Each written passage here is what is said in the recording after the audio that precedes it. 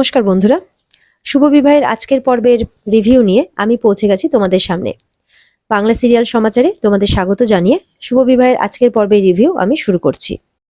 সুধা তো মিস্টার বসু মল্লিককে বলছে তেজকে যে আপনি এখান থেকে চলে যান, নাহলে ঠাম্মি আপনাকে খারাপ ভাববে আর আপনার সাথে সাথে আমাকেও খারাপ ভাববে। তখন এটা প্রমাণিত হয়ে যাবে যে উনি যা কিছু ভাবছেন, যা কিছু অভিযোগ করছেন সবটা সত্যি। তখন তেজ বলে আপনি যাই বলুন না কেন আমি কিছুতেই এই বাড়ি থেকে যাব না, দরকার পড়লে আমি উঠোনে ঘুমাবো। তেজ তো খুব রেগে যায়, তেজ তখন গিয়ে বাইরে উঠোনে ঘুমিয়ে পড়ে। এদিকে তো তেজের শাশুড়ি মা মানে সুধার মা দেখে যে কি ব্যাপার বাবা, তুমি এখানে শুচ্ছ কেন? বলে না আমি এখানে ঠিক আছি, ভালো আছি বলে তেজ শুয়ে পড়ে। এরপরে সুধার মা সুধার কাছে যায়, বলে যে ছেলেটা তোর জন্য এত কিছু করলো, নিজের বাড়ির লোকের সাথে ফাইট করলো, নিজের বাড়ি ছেড়ে এখানে এসছে আর তুই ওর সাথে এরকম ব্যবহার করছিস।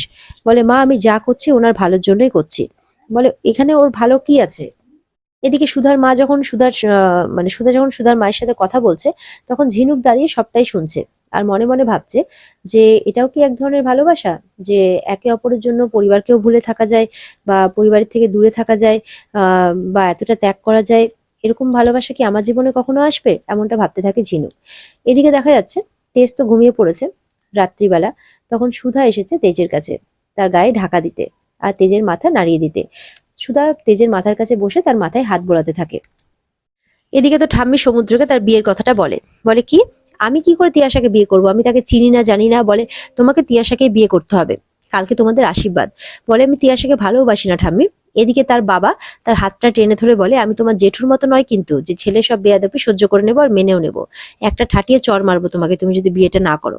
তখন সমুদ্র বলে কিন্তু আমি অন্যজনকে ভালোবাসি। আর এটা শুনে তো ঠাম্মি আর মেচকা একটু অবাক হয়ে যায়। এদিকে ঝিনুক কিন্তু মনে মনে আহ সমুদ্রকে কল্পনা করছে। কল্পনা করতে করতে সে যেন একটা আহ ঘোরের মধ্যে চলে গেছে। তখন এদিকে সুধা ডাকছে ঝিনুককে, তাও ঝিনুকের কোনো হুঁশ নেই।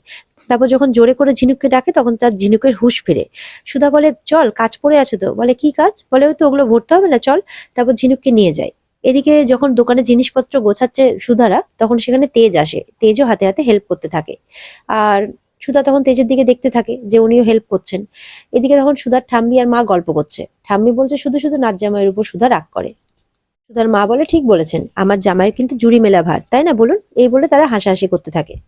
এদিকে সুধারা যখন দোকানে জিনিসপত্র নিয়ে বেরোবে, তখন দেখা যাচ্ছে পাড়ার কিছু বউরা তাদের বাড়িতে চলে আসে। বলে কোথায় যাচ্ছ? আর সেখানে শুধু পাড়ার বউরাই আসে না, সেখানে শিলার বর আর শিলার ছেলে মেয়েরাও আসে। মানে তারাই লোকজনকে ডেকে নিয়ে এসেছে আর কি। তাদেরকে দেখে তো সুধা একটু অবাক হয়ে যায়। এদিকে সমুদ্রের বাবা সমুদ্রকে উল্টোপাল্টা কথা বলতে থাকে যে তুমি ভালোবাসার কি বোঝো শুনি? আমার তো সন্দেহ হয় আদৌ তুমি আমার ছেলে তো। বলে বাবা তুমি এসব কি কথা বলছো? সমুদ্রের মাও বলে আপনি এসব কি কথা বলছেন? বলে ঠিকই বলছি, আমার ছেলে হলে এই শিক্ষা তুমি পেতে না, তোমাকে দেখে আমার মনে হয় না। তখন তার মাকে উল্টোপাল্টা বলতে থাকে মেচকা, মানে মেচকার বউকে উল্টোপাল্টা বলতে থাকে আর কি। সমুদ্র তো এসব দেখে ভালো লাগে না। বলে যে তুমি ছাড়ো আমার মাকে, তুমি একদম এসব কথা বলবে না। বলে দেখো আমার, মেচকা তখন বলতে থাকে যে আমার মাকে যদি কেউ অপমান করে তাহলে তোমার মাকে কিন্তু সেই শাস্তিটা পেতে হবে। আর এদিকে শিলার বর তো সুধাদের বাড়িতে এসে তোড়জোড় করতে থাকে। শিলার বর এসে দিকে উল্টোপাল্টা কথা বলতে থাকে যে তোর বিয়েটা ভাওতাবাজি, আমরা এই বিয়েটা কিন্তু মানি না। তখন শিলা বলে তোমার এই মানা না মানাতে কিন্তু আমাদের কোনো কিছু যায় আসে না। তখন শিলার ছেলে মেয়েরাও তাকে উল্টোপাল্টা কথা বলতে থাকে। তখন সুধা যখন প্রতিবাদ করতে যায়, সুধার পাড়ার বউরা তখন সুধাকে বলে তুই যদি এই আপদকে এই বাড়ি থেকে বিদেয় না করিস তাহলে কিন্তু তোদেরকে এই ভিটে ছাড়া হতে হবে। তখন সুধা বলে এই ভিটেটা আমার বাবার, এই ভিটে থেকে আমাদেরকে কোনো আইন কানুন ওঠাতে পারে না। তখন পাড়ার মেয়েরা বলে যে এই ভিটেটাও তো শুনছি কদিন পর তোদের মাথার উপরে থাকবে না। এরপরে শিলাক বলে বৌদি আসবটিটা দাও তো, আমি ওকে ভালো করে বুঝিয়ে দেব যে ও কার বাড়িতে এসেছে। তখন শিলার বর বলে পাড়ার মেয়ে বউদের আর কি, যে দেখছেন কেমন ব্যবহার করছে। সুধা সুধা তো একজন ডিভোর্সি, সেই জন্য তো তাকে তার শ্বশুর বাড়ি থেকে বের করে দিয়েছে। এবার সে অন্যের বউকে নিয়ে এরকম তোড়জোড় শুরু করেছে। তখন তো পাড়ার মহিলারা সুধাকে আরো শাসাতে থাকে। পাড়ার বউরা তো বলে যখন এই ভিটেমাটিটা থাকবে না তখন এই দিমাগ তুই কাকে দেখাবি। এদিকে জ্যোৎস্না তার হাজবেন্ডের সাথে মানে উজ্জ্বলের সাথে আবারও গেছে সেই উকিলের সাথে দেখা করতে তাদের ডিভোর্সের ব্যাপারে। এরপরে তো উকিল দিদিমণি বলছে যে আপনারা সবকিছু ভালো করে ভেবে নিয়েছেন তো, কারণ আজকের সইটার পরেই কিন্তু আপনাদের ডিভোর্সের প্রসেসিংটা শুরু হয়ে যাবে। এরপর 6 মাস টাইম লাগবে প্রসেসিংটা কমপ্লিট হতে, তারপর কিন্তু কোনো কিছু করতে পারবেন না। জ্যোৎস্না তো চুপ করে আছে, জ্যোৎস্নার মনে যে কি চলছে জ্যোৎস্না সেটা নিজেও বুঝতে পারছে না। এরপরে তো সুধার জেঠিমা সুধাকে বারণ করতে থাকে যে তুই কেন উটকো ঝামেলা আমাদের বাড়িতে নিয়ে এসেছিস। দোয়েলও বলতে থাকে এটা তোর বাপের বাড়ি নয় যে তুই তুই একে এখানে নিয়ে এসেছিস। তখন পাড়ার বউরা বলে যে তুই যদি আপদটাকে বিদায় না করিস তাহলে তোর পাড়ার দোকান কিভাবে চলে সেটাও কিন্তু আমরা দেখে নেব। শিলার বর তখন শিলার হাত ধরে টানাটানি করতে থাকে, তখন তেজ তার হাতটা ধরে সরিয়ে দেয়। তেজ বলে একবারে কথা কানে যায় না যে এরকম অভদ্রতামি করতে আবার চলে এসেছিস। এদিকে পাড়ার বউরা তেজকে দেখে বলে এই তো তেজ তেজ তো এখানেই আছে, তাহলে কি সুধাকে শ্বশুর বাড়ি থেকে তাড়ায়নি। তেজ বলে আপনাদেরকে সুধার ব্যাপারে এত মাথা ঘামাতে হবে না, সেটা করার জন্য সুধার বর তেজ বসু মল্লিক আছে। আর তার সাথে এটাও বলে দেয় তেজ যে আজকের পর থেকে যদি সুধাময়ী জলপানের দিকে আপনারা তাকান তাহলে কিন্তু এর ফল মোটেও ভালো হবে না। এটা শুনে তো পাড়ার লোকেরা চুপ করে যায়। সুধাও তখন তাদের কাছে রিকোয়েস্ট করতে থাকে যে আমি হাত জোর করে রিকোয়েস্ট করছি এই ঠক এই জোচ্চরের কথায় কিন্তু আপনারা আসবেন না। শিলাদির বর যে শিলাদির পাশে কোনোদিনই ছিল না, এমনকি তার ছেলেমেয়েরাও তার বিপদে কোনোদিনও তার পাশে দাঁড়ায়নি, এটা কিন্তু আমি প্রমাণ করে দেবো। শিলার বর বলতে আসে তুমি ভদ্র পরিবারের ছেলে হয়ে কি করে একজন ডিভোর্সিকে মেনে নিয়েছো।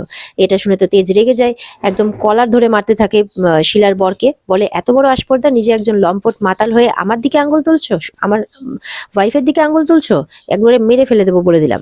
সুধা তখন সবাইকে বলে দেয় যে আজকে সন্ধ্যের মধ্যে আমি প্রমাণ করে দেব যে কে দোষী আর কে নির্দোষ, আর এই শিলাদির যে আগের বর আর তার ছেলে মেয়েরা কত খারাপ মানুষ সেটা আমি প্রমাণ করে দেবো। এরপরে সুধা ঝিনুককে বলে চল আমাদের বেরোতে হবে, আর সবাইকে বলে দেয় আজকে সুধাময়ী জলপান বন্ধ থাকবে। তখন সুধার মা বলে না, সুধাময়ী জলপান আজও খোলা থাকবে, আমরা চালাবো, আর তোর পাশে আমরা আজকে সবাই আছি, তুই কোনো চিন্তা করিস না, তুই যা, তুই সত্যিটাকে প্রমাণ কর। তেজ সুধার সাথে যেতে চাই, তখন সুধা বলে আপনাকে যেতে হবে না, আমাকেই যেতে হবে, আপনি এখানে থাকুন। তখন ঝিনুককে নিয়ে বেরিয়ে পড়ে সুধা। তেজ মনে মনে বলতে থাকে আমার নাম তেজ, কিন্তু তেজটা সবসময় উনিই দেখান, দেখা যাক আমিও দেখি যে উনি একা কি করতে পারেন। এদিকে উজ্জ্বল জ্যোৎস্নাকে বলে যে আর মাত্র 6 মাস, তারপরেই তুমি একদম মুক্ত, তারপরে তোমাকে আমি সুতীর্থর কাছে পৌঁছে দিয়ে আসবো। এই কথাগুলো শুনে জ্যোৎস্না মনে মনে ভাবে আমি নিজে সুতীর্থর কাছে যেতে চেয়েছিলাম, কিন্তু আজকে যখন সই করার ব্যাপার আসছে তখন কেন আমার মনটা বাধা দিচ্ছে, কেন আমার মনে এত চাপা কষ্ট। আর ওদিকে দেখা যাচ্ছে সুধা আর তার বোন ঝিনুক চলে গেছে সে শিলার বরের পরের মানে পরের স্ত্রীর কাছে আর কি, শম্পা সেখানে পৌঁছে গেছে। সেখানে দেখা যাচ্ছে তাদের বাড়িতে মানে খাওয়া পড়ারও টাকা পয়সা নেই, এরকম সিচুয়েশন। তখন সেখানে গিয়ে বলে যে সম্পাদি আমরা তোমার সাথে কিছু কথা বলতে চাই। শিলাও সেখানে আসে, শিলাকে দেখে শম্পা চিনতে পারে, বলে তুমি এখানে, বলে হ্যাঁ বোন, আমাকে তুমি একটু সাহায্য করো, তোমার সাহায্য পেলে খুব ভালো হয় আমার। তুমি একটু শুধু থানাতে গিয়ে বলো যে তোমার আর বিশুর বিয়ের কথাটা, তোমাদের যে একটা সন্তান আছে সেটাও বলো। সুধা বলে হ্যাঁ আপনি যদি এটা সাহায্য করেন তাহলে আপনিও সুখে সংসার করতে পারবেন, আর শিলা দিয়ে অমলদার সাথে সুখে সংসার করতে পারবে। তখন কিছুক্ষণ পরে বলে কে কে বিশু, আপনি বা কে, আমি কিন্তু কাউকে চিনি না। পুরোপুরি অস্বীকার করে দেয় বিশুকে চিনতে আর শিলাকেও চিনতে। তখন শিলা বলে কেন, আমি বিশুর প্রথম পক্ষের স্ত্রী, তুমি চিনতে পারছো না। তখন বলে কে আপনারা, আর এরকম ভাবে আমাদেরকে বিরক্ত করবেন না। ঝিনুক তো রেগে যায়, ঝিনুক রেগে গিয়ে ধমকি দিতে থাকে যে সত্যি কথাটা বলো, না হলে কিন্তু। তখন চিৎকার করতে থাকে সেই মহিলা যে কে কোথায় আছো দেখো, এরা আমাদেরকে মারতে আসছে। তখন সুধা বলে ছেড়ে দে, এরকম ভাবে হবে না, হয়তো বিশু ওনাকে কোনো হুমকি দিয়ে রেখেছেন, ভয় দেখিয়ে রেখেছেন, যার জন্যই উনি এরকমটা করছেন। আর এটা সত্যি কথাই। শম্পা তখন মনে মনে ভাবতে থাকে বিশু তাকে ভয় দেখিয়েছে যে যদি সে সত্যিটা বলে দেয় তাহলে বিশু তাকে ত্যাগ করবে, আর এই ভয়ে সে কিন্তু সত্যিটা বলছে না, আর এই সমস্ত কিছুই আড়াল থেকে বিশু দেখছে। এদিকে তেজ কিন্তু সুধার পেছন পেছন চলে এসেছে সুধাকে হেল্প করার জন্য, কিন্তু সুধাকে জানায়নি। আর তেজ এসে জানতে পারে যে বিশুকে টাকা দিয়ে এই সমস্ত কিছু কেউ করাচ্ছে। তখন তেজ বলে যে এবার আমাকেই হাতে নাতে প্রমাণ জোগাড় করতে হবে।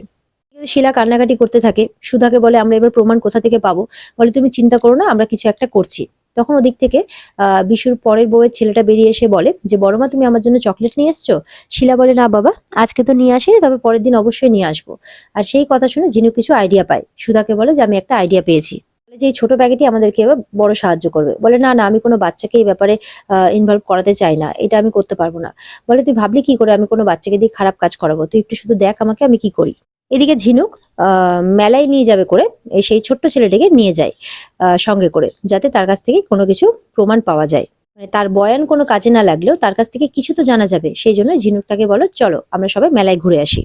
আর এদিকে ফন্টে কিন্তু শিলার বরকে এক জায়গায় দাঁড়িয়ে টাকা পয়সায় বুঝিয়ে দিচ্ছে, আর সেই ভিডিওটা তেজ করে ফেলে। এদিকে তো বাবলাকে ওর মা খুঁজছে যে কোথায় গেল কোথায় গেল, কোথাও খুঁজে পাচ্ছে না। তখন কাঁদতে কাঁদতে বসে পড়ে এক জায়গায় যে কোথায় গেল আমার ছেলে। আর এদিকে তো তেজ ভিডিও করেই চলেছে, সমানে সমস্ত কথাবার্তা শুনছে। আর সমুদ্র বারবার করে ফোন করছে, তেজ বারবার করে ফোন কেটে দিচ্ছে যে এখন ফোন করিস না, পরে কথা বলবো, তাও বারবার ফোন করে যাচ্ছে। ফাইনালি ফোনটা রিসিভ করে তেজ আর বলে দেয় যে আমি একটু ব্যস্ত আছি, আমি পরে তোর কথা শুনছি। সমুদ্র এদিকে চিন্তা করছে, কাল তোর আশীর্বাদ ঠিক করে নিয়েছে, এবার কি করবে। আর ওদিকে কিন্তু ঝিনুকের নাম নিয়ে সমানে দোয়েল তেজ মানে সমুদ্রকে মেসেজ করেই চলেছে। সমুদ্র এবার ঠিক করে যে ঝিনুককে সে তার সব কথা বলে দেবে মেসেজের মাধ্যমে, মানে দোয়েলকে। কিন্তু সমুদ্র তো জানে না যে সেটা ঝিনুকের অ্যাকাউন্ট নয়, কিন্তু সেটাকেই ঝিনুক ভেবে সমুদ্র সবটা কথা ঝিনুককে বলতে থাকে। দোয়েল বলে, কি ব্যাপারটা আশীর্বাদ অব্দি গড়িয়ে গেছে না, তাহলে এবার একটু বাজিয়ে দেখতে হয়। তখন সমুদ্রকে মেসেজ করে, অনেকদিন ধরেই তো আমরা ঘোরাফেরা করছি, মেলামেশাও করছি, তো তুমি আমাকে বিয়ে করবে তো। এই কথাটা শুনে তো সমুদ্র অবাক হয়ে যায়। আর এদিকে দেখা যাচ্ছে বিশুর ফোনে কেউ একজন ফোন করেছে করে বলে যে বাবলাকে খুঁজে পাওয়া যাচ্ছে না, মনে হয় ছেলে ধরা ধরে নিয়ে গেছে। এটা শুনে তো বিশু অবাক হয়ে যায়। এদিকে তো ঝিনুক বাবলাকে মেলা ঘুরিয়ে নিয়েছে, বলে আইসক্রিমটা ভালো লাগলো তো, বলে হ্যাঁ, বলে চলো তাহলে এবার আমরা পার্কে যাই। তখন সুধা বলে, আমি বুঝতে পেরেছি যে তুই এবার কি করতে চাইছিস। শিলা তো চিন্তা করে, বলে পার্কে যাব, অত সময় কি আমাদের কাছে আছে। সুধা তখন বলে, তুমি চিন্তা করো না শিলাদি, আমরা সময়টা ভালো কাজেই লাগাচ্ছি। তখন আজকের পর্ব এখানে শেষ হয়ে যায়। তো বন্ধুরা, এই ছিল আজকের পর্বের রিভিউ। যদি তোমাদের ভালো লেগে থাকে তাহলে অবশ্যই পর্বকে লাইক, কমেন্ট আর চ্যানেলকে সাবস্ক্রাইব করে দেবে। আর পর্বের বিস্তারিত দেখতে অবশ্যই তোমরা স্টার জলসার পর্দায় নজর রাখবে। দেখা হচ্ছে তোমাদের সাথে আগামীকালকে। ততক্ষণ সবাই ভালো থেকো, টাটা।